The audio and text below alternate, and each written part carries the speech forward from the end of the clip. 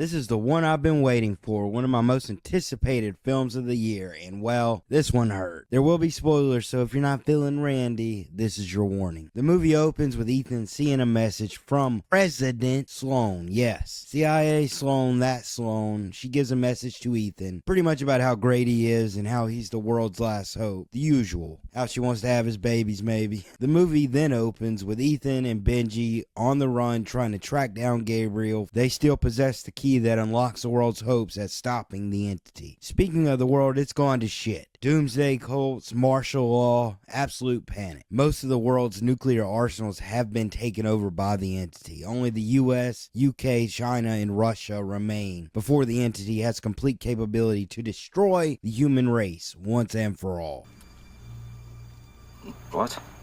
How the hell do we go from the entity controlling the world to destroying it? Methinks we have skipped a few steps in between there. Dead Reckoning ended with Kittredge giving Ethan his blessing to follow the key, find the sub, while Grace made her choice to join the IMF. This movie then opens with the team heading to a party to capture Gabriel, who's been outcasted by the entity for failing in Dead Reckoning. He succeeds here as he ends up capturing Ethan and Grace, but they end up escaping, and Ethan communicates with the entity in Gabriel's chamber. And I like the look of this scene, man. The light on Ethan's eyes looks wicked. He learns that the entity will destroy the world in 4 days. All the while, Luther has been off creating a poison pill to destroy the AI once they have the Pakova. Unfortunately, Gabriel finds Luther, traps him in a cell with a nuclear bomb. I literally said out loud, if Luther dies, we riot. Take Benji instead, damn it. There, I said it, bitch. Luther's my favorite character, and here we go. Ethan finds Luther in a cell and learns that Gabriel has stolen the poison pill. Then Luther gives a heartfelt goodbye to Ethan as he sacrifices himself to keep the bomb from going nuclear. Rest in peace, Luther, you legend. The movie then opens with Ethan being taken by the feds. It's pointless because President Sloan ends up letting him go to continue his mission. She just wanted to stand in his presence one more time. The movie then finally opens with Ethan being sent off on his mission to find the sub. You know, the very mission that was set up at the end of Dead Reckoning. Well, we're finally here. What the hell is going on? I mean, I heard the first half, or at least the first hour, was a little rough with this thing, but damn, man, we're jumping through storylines like that shitty Hayden Christensen movie.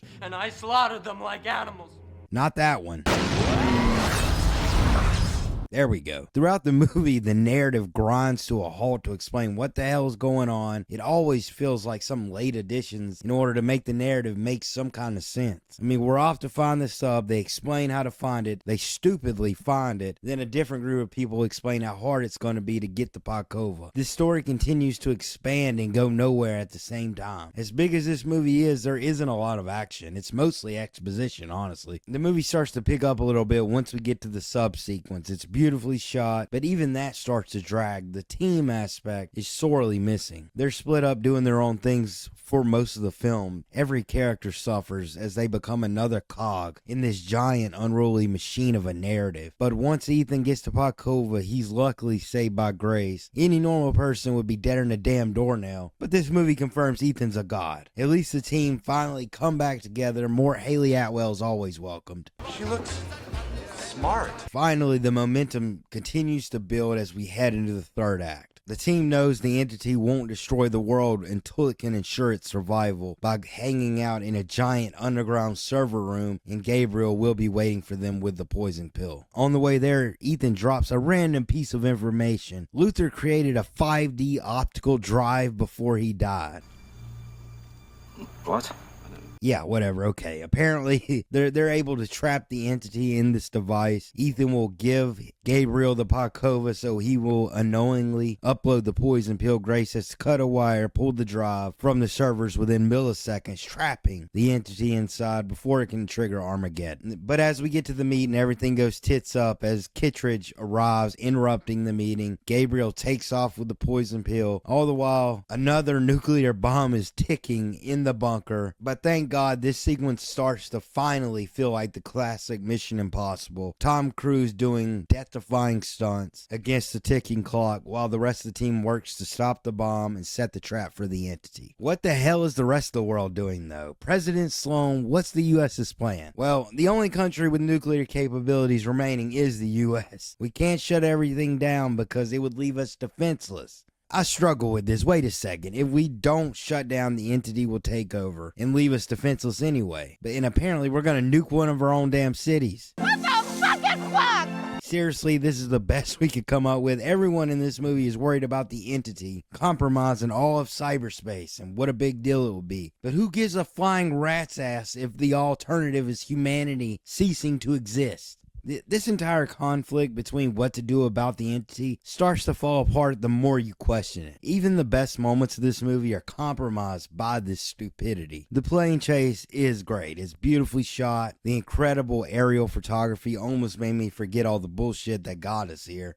Almost. Throughout the scene, I just kept thinking, why the hell is Gabriel running away? What is his plan? Did he plant the bomb to destroy the bunker so the entity doesn't have a secure way to ensure its survival and won't destroy the world so Gabriel can still control it? Or does he even know the world's about to be destroyed? Was the bomb meant for Ethan? It probably would have made a lot more sense if Gabriel would have had some presence in this movie. I mean, he's absent for most of it. This shadow from Ethan's past goes nowhere. This asshole killed Ilsa and Luther, and the movie treats him as an afterthought. There really isn't a villain. I mean, the entity's followers pop up every now and then when it's convenient. The threat of Armageddon looms in the background, but other than that, the entity has no impact on the story. All the manipulation by the entity in Dead Reckoning is gone. We're left with nothing but a plot device. In the end, Gabriel dies stupidly. Ethan uploads the poison pill. Grace pulls the drive, trapping the entity, and the world saved. Ethan leaves us as a guardian of this power. Yeah, that's not really closure, and the whole final mission thing's kind of up in the air. And now, I really hope this isn't the last movie of the franchise. We need to go out on a better note than this. Maybe a new writer-director needs to come in and inject some new life into the series. The Final Reckoning script was rewritten in a panic after Dead Reckoning's lackluster box office results, and that is what fucked this movie. Recontextualizing the conflict with the entity left this movie undercooked and overbooked. I mean, it wants to wipe out humanity. Why? What's the point of AI when the world is destroyed? It makes way more sense to control the world and rule it. And all the other countries, I mean, the rest of the world's basically faceless pieces on a board. Russia should have played a pivotal role in beating the entity. It was their damn sub that made the entity go sentient.